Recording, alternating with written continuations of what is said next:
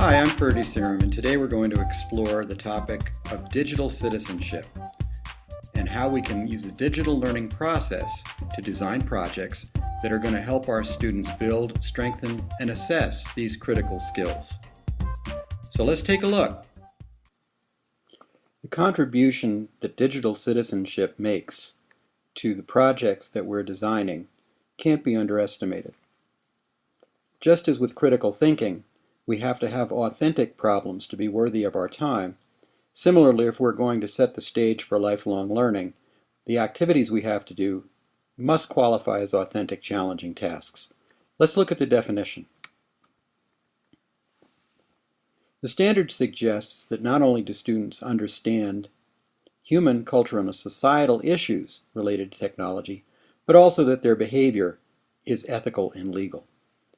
And so the four components are as follows. Not only do they need to advocate safe and legal and responsible uses of technology, but they should exhibit a positive attitude that supports collaboration, learning, and productivity. This then allows them to demonstrate personal responsibility for their lifelong learning, and ultimately to exhibit leadership in digital citizenship. Simply meeting the requirements of an appropriate use policy in terms of plagiarism falls far short of this idea of digital citizenship. So I'd like to provide some examples. The first one that everybody can do, and I highly recommend, is to participate each year in the Speak Up project, which you see on the screen here at www.tomorrow.org, Speak Up. And in this activity, thousands, hundreds of thousands of students all over the nation voice their concerns and their aspirations for the use of technology. This information directly informs the decisions made by state and national policymakers. So it is really, really important to begin giving kids a way to give voice to their ideas. But I also have a personal example from my own history. You probably recognize one of the people in this picture, and perhaps even the setting. The other three are Vova Malafienko and his parents.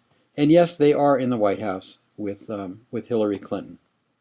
This picture was taken in 1996 for the 10th anniversary of Chernobyl. Vova was 2 when Chernobyl exploded, and he was discovered by a United States volunteer, an American volunteer who went over to help with the aftermath, with the rescue efforts and the other types of efforts for health over in Ukraine. And Vova at that point had been diagnosed with leukemia. This kind individual brought Vova back to the United States, and in New Jersey he received the treatment that he needed, and he made a very, very good recovery. And in this picture he's a 5th grader. The very next day, when Vova returned, his dad got a letter from the INS saying that because he didn't have a green card, they would have to return to Ukraine. And for Vova, this in effect would represent a death sentence, because although he was in remission, it was pretty sure he was going to need further medical attention, and that would not be available if he was forced to leave the United States. So what we did, his teacher contacted me. I was teaching in Princeton, she was in Milburn, and we tried to strategize what could we do. And we thought, let's make a website to embarrass the adults. Let's tell the story, and let's have kids tell the story. So Vova's autobiography appeared on this website, as did interviews that students did with Vova's parents, in this case talking about what they remember from the day that the incident happened, and even did research on the catastrophe, because at this point many students had not even been born when this happened, and certainly it was not in the top of the news in 1996. The campaign got legs, and the idea took root. One day at Vova's school, several TV vans showed up, satellite gear in tow. And very soon after that, several legislators' vehicles showed up, the limousines showed up. And the adults came out and made great pronouncements that this was a problem. And I got to meet Vova myself at the New Jersey legislature on the day when they passed unanimously a resolution asking the INS to please reconsider.